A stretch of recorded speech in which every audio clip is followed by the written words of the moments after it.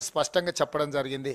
సంక్షేమ పథకాలకు సంబంధించి సరైన విధి విధానాలు పాటించకుండా 8 సంవత్సరాల నుంచి రామకృష్ణారావు గారు ఫైనాన్స్ సెక్రటరీ వాళ్ళకు కావాల్సిన కాంట్రాక్టర్లకు బిల్లులు చెల్లించి టీఆర్ఎస్కు ఎన్నికల నిధులను సమకూర్చే కాంట్రాక్టర్లకే బిల్లులు విడుదల చేసి అందులో నుంచి సొమ్ములు దండుకుంటున్నారు.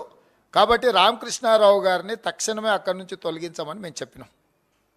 మేము ఒక పక్కన పారదర్శకంగా ఎన్నికలు నిర్వహించమని మేము చెప్తుంటే టీఆర్ఎస్ వాళ్ళు ఒక విష ప్రచారం మొదలుపెట్టారు. కాంగ్రెస్ నాయకులు పోయి బీజేపీ బీఆర్ఎస్కు వ్యతిరేకంగా సంక్షేమ పథకాలకు నిధులను విడుదల చేయొద్దని అడ్డుపడుతున్నారు. చూసిండ్రా కాంగ్రెస్ పార్టీ వాళ్ళు మీకు ఆపాలనుకుంటారు. మేము ఆపమంటలేము.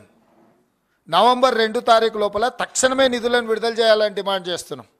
నవంబర్ 3 నుంచి నామినేషన్ల ప్రక్రియ మొదలవుతుంది. కాబట్టి ఈ లోపల అధికారులు రైతు బంధు కావచ్చు, దళిత బంధు కావచ్చు, కళ్యాణ లక్ష్మి కావచ్చు, షాదీ ముబారక్ కావచ్చు, గృహలక్ష్మి కావచ్చు, బీసీ బంధు కావచ్చు, వీటన్నిటి నిధులు ఏవైతే గతంలో మంజూరైనవో నవంబర్ 2 తారీఖు లోపల నిధులను అన్నిటిని కూడా విడుదల చేయమని మేము స్పష్టంగా అధికారులకు చెప్పినాము.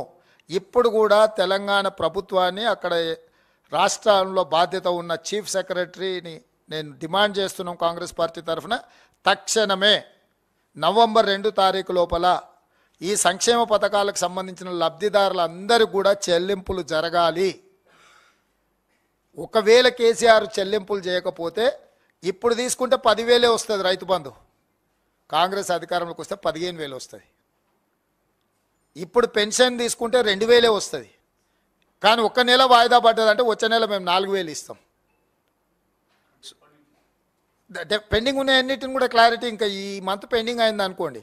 సో ఇవాళ ఏది వాయిదాలు పడ్డా కూడా కేసీఆర్ ఎన్నికలను కాంగ్రెస్ను అడ్డం పెట్టుకొని వాళ్ళకి ఏమీ చెల్లించకుండా దాన్ని రాజకీయ ప్రయోజనాల కోసం వినియోగించుకోవాలని ప్రయత్నం చేస్తుండు.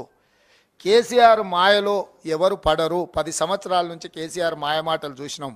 హుజూరాబాద్ ఎన్నికలలో ఇల్లు తిరిగి దళిత బంధు రాసుకొచ్చారు. ఎంతమందికి విడుదల జరిగినాయి? ఆలేరు నియోజకవర్గంలో ఒక ఊరినే దత్తత తీసుకున్నాడు. దళిత బంధుకు ఊరంతా సక్కగా ఉన్నిళ్ళని గులగొట్టినావు. ఎక్కడ పోయినావు మా వెంకటరెడ్డి గారు చెప్పారు. వాసాలపల్లి ఆ పరిస్థితి ఏందో. చిన్నముల్కనూరు అని కరీంనగర్లో హుస్నాబాద్లో దత్తత తీసుకున్న గ్రామం ఉంది. 10 ఏళ్ళ నుంచి పూర్తి కాలే. సో కేసీఆర్ అనేవాడు ఏ మాట చెప్పినా అది అమలు చేయడు. ఇన్నాళ్ళు ఆయన ఏదో చేసినట్టు ఇప్పుడు మేమేదో అడ్డుకుంటున్నాం అన్నట్టు కాంగ్రెస్ మీద ఏదైతే విష ప్రచారం చేస్తున్నాడో ఇది తప్పుడు ప్రచారము. ఈ తప్పుడు ప్రచారాలు కూడా కేసీఆర్ను కాపాడలేవు. ప్రజలు నిర్ణయించుకున్నారు కేసీఆర్కు గుణపాఠం చెప్పాలని. ఇక మేడిగడ్డ విషయంలో అక్కడ సంఘ విద్రోహక శక్తులు ఏదో చర్యకు పాల్పడ్డాయి, బాంబులు పెట్టిండ్రు, పెద్ద శబ్దం వచ్చింది, పేలిపోయింది అక్కడ, అందుకే అవి కుంగిపోయినాయి.